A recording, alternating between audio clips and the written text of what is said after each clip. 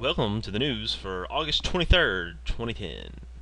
Alright, the first news that I found somewhat interesting for today was from Gizmodo. It was using your jailbroken PS3 online will send the Sony cops your way. Yeah, totally just messing with you here, but they're not going to let you play on the PlayStation Network if you have a hacked PlayStation 3 console. Big surprise. A lot of people in the comment section are complaining that we're not really getting to use what we bought. Well, the PlayStation Network is definitely free to play, and they have the right to manage that how they need to. It is true that the PS3 is your equipment, but when you're using their network, you just need to chill, man. This stuff, they're managing it. Get over it. They're trying to make it fair and competitive for everybody, and if you're hacking your PS3, there's definitely a chance you could be cheating, and that's just not fair. Alright, on the next piece of news was that dual core Atom processors will be coming to netbooks, which is pretty awesome. As we know, there's a big revolution right now in PC CPUs right now where they're adding more and more cores. Uh, look for this to be coming out soon in a lot of netbooks, especially. Which means these holidays we'll be getting rid of a lot of old stock netbooks. Should be really good if you're wanting to get something. They're not slow at all, even if you get one of the first generation Atom processors. Put Windows XP on a netbook, you'll be good to go. I'm expecting you might see one for probably about $150 at Walmart this year. Maybe not quite that low, maybe 170. I think last year they had one for 199, but definitely below 190. There's going to be some good deals, and I'll get into that again here in just a second, because the next piece of news is that MSI is coming out with their own tablet. Isn't that pretty? That is nice. Uh, anyway, it's just another thing people are coming out with, these tablets.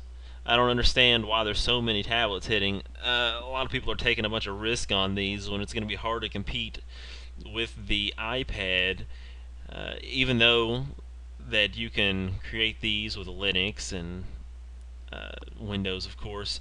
Uh, Apple got into that market pretty fast, and everybody else is playing catch up, and they're almost 6, 7 months behind at least now.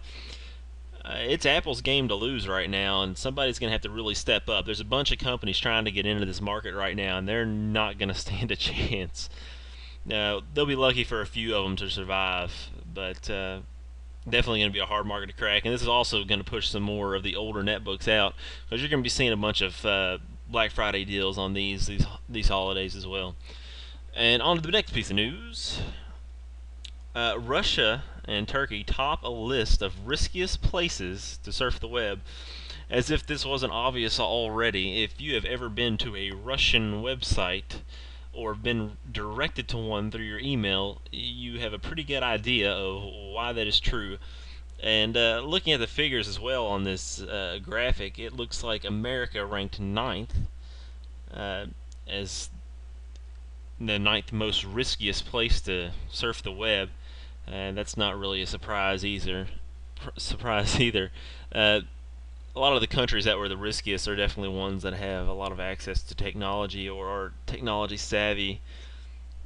As you can tell, India, America, Canada, Russia, some of the bigger countries,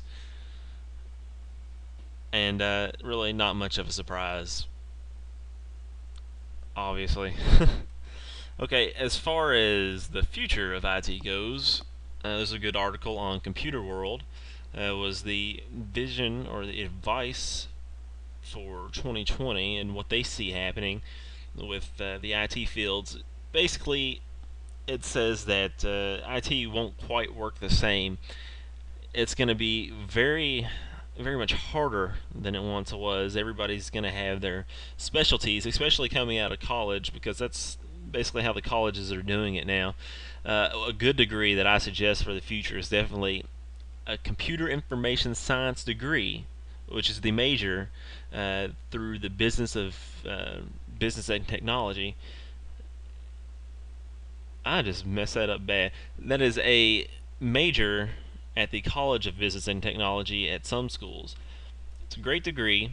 You get a lot of idea about how business works. You'll understand budgets and all these other things that are necessary, but you'll also get an idea of project implementation, the project life cycle, system analysis, design, etc. And you'll even take a few programming classes, which is great. You get your hands on all over IT, except maybe computer hardware and software, but you definitely get a good idea of what's going on in some upper levels. And once you get that experience working, that degree will really pick up for you. And for the last bit of news, the 5 indispensable IT skills of the future. The first one, of course, is analyzing data. That seems pretty obvious, but I posted a video the other day. We're going to have a bunch of useless data. You're going to have to be able to either create programs that do it for you or be really smart. And 2 is understanding risk. Of course, if you've ever taken an IT class in college, you understand that you need to prepare for the possibilities of disasters or other scenarios that could affect your IT department. And mastering robotics, most IT workers won't really need to worry with robotics, especially if you're doing a lot of stuff in-house and not with a manufacturing place, but still, it's going to be very important. And securing information, of course, a very big deal, especially now. A lot of people complaining about Facebook and other sites basically selling your information or giving it away to people who don't really need it. It's a pretty big deal. And of course, running the network, everything is going to be networked, whether you like it or not, it seems. So we need people who are prepared to do that. And that pretty much covers the news for today. I'll be back with more soon, but I hope you come back, subscribe. I'm going to be posting more videos with some of the news, some of my thoughts, and how it pertains. I just look forward to providing some great insight here, hopefully. Thank you.